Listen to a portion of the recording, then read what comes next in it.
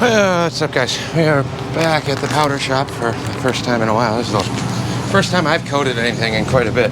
Daddy and Jake have been killing it up here, but got some Volkswagen wheels that I gotta get done today, so I've been up here.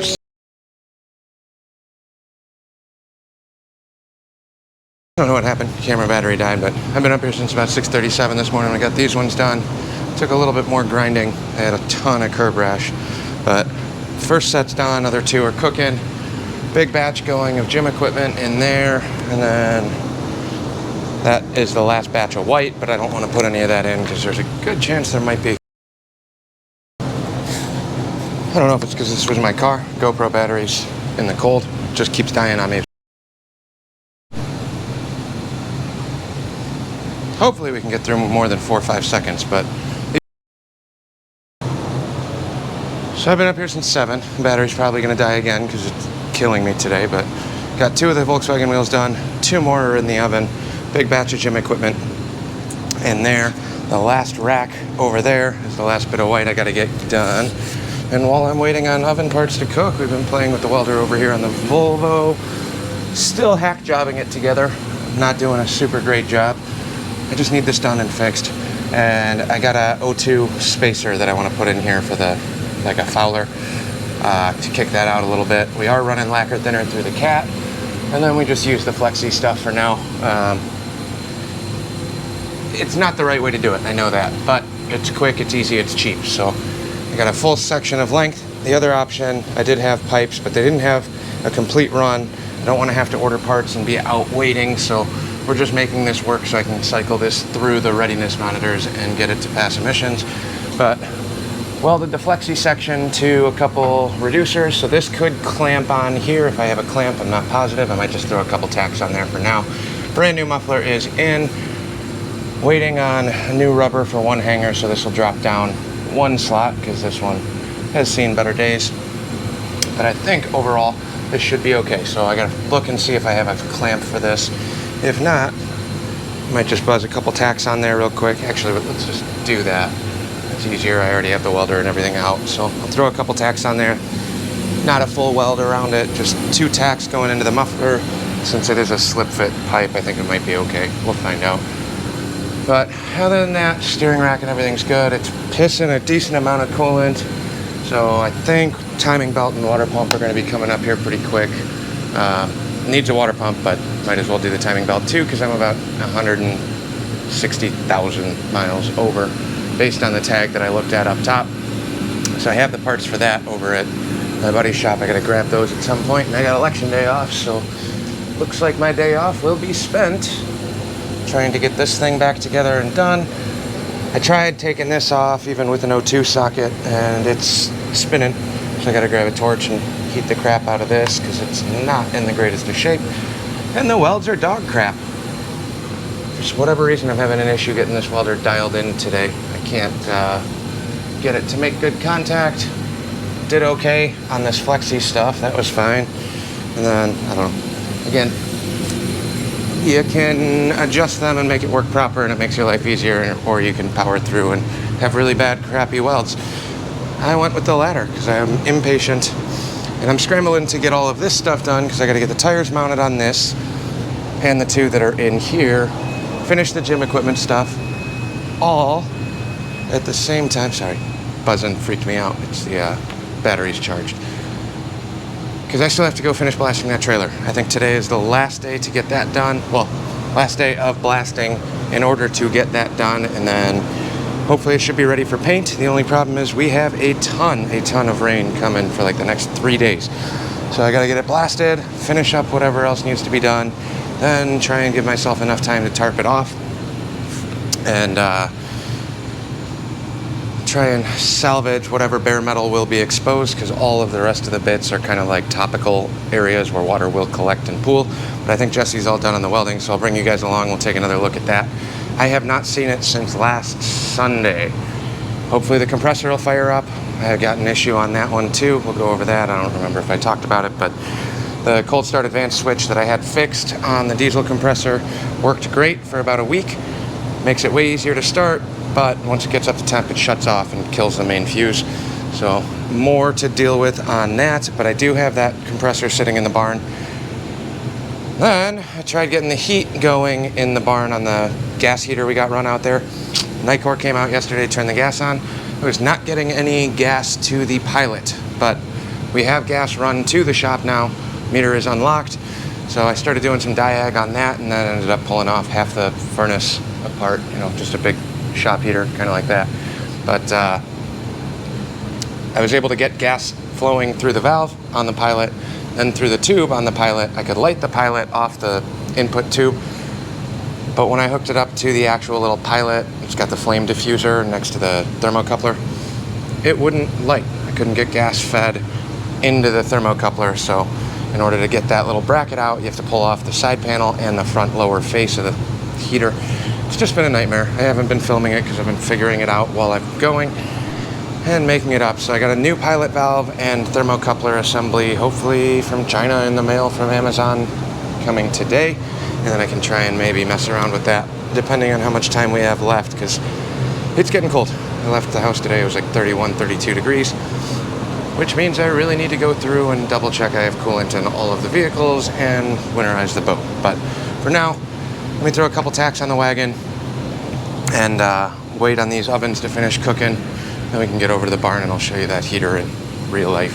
Well, kind of real life.